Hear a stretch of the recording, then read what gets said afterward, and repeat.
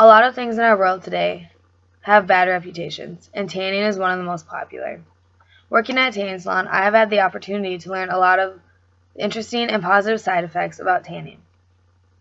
Tanning in moderation allows us to receive the right amount of UV rays, treat some certain medical conditions, and obtain vitamin D. UVB rays are probably the most common rays and the ones that you guys have all heard of. UVB rays are the rays that allow our pigment in our skin to darken, which creates a tan. From the website WHO said that there is no doubt that a little sunlight is good for you. 5 to 15 minutes of casual sun exposure of the hands, arms, and face 2 to 3 times a week is sufficient to keep your vitamin D levels high. Over time, UVB rays can help your skin build resistance to the sun and prevent future sunburns. Someone from healthcare said that while some think that the only cause of cancer is caused by tanning beds, there are actually many cases of people with skin cancer that have never even used a tanning bed. Fair skin and serious burns are the issue.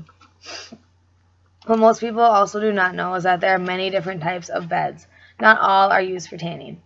There are low pressure, medium pressure, high pressure, stand-up beds, bronzing bulb, red light therapy, and it goes on. Some beds don't even have UVB rays, which is said to be the cause of skin cancer.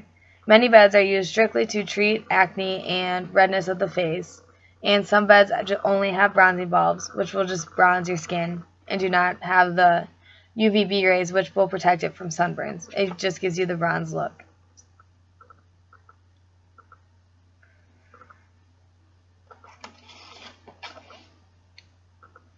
It is a regular occurrence for doctors to prescribe tanning to their patients.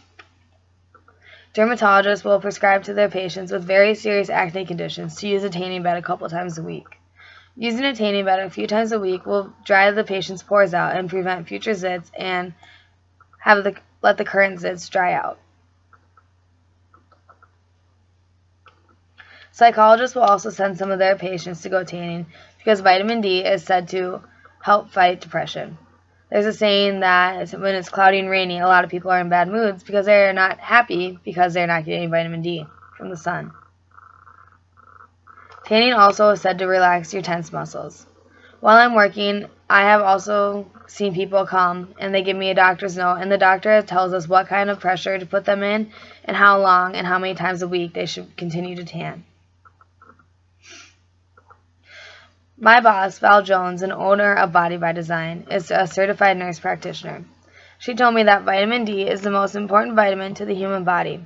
Vitamin D is known to fight 4 types of cancer: colon cancer, melanoma, lymphoma, and breast cancer.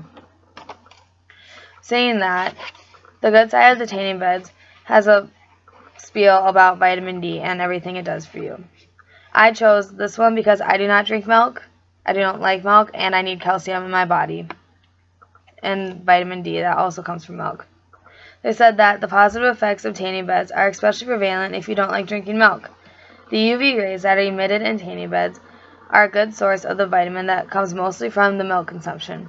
It's hard to get the proper amount of vitamin D from the foods we eat, especially if you're not drinking milk.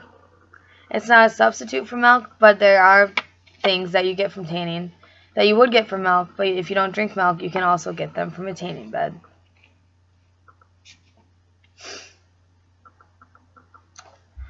The good side of the tanning bed also said that while tanning can be a cause of skin cancer for those who tan to a high degree, this can be avoided if tanning beds are visited in moderation.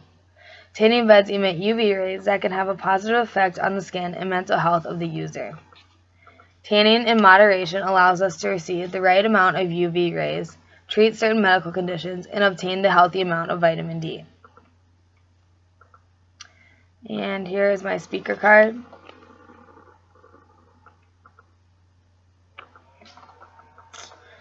And my evidence cards.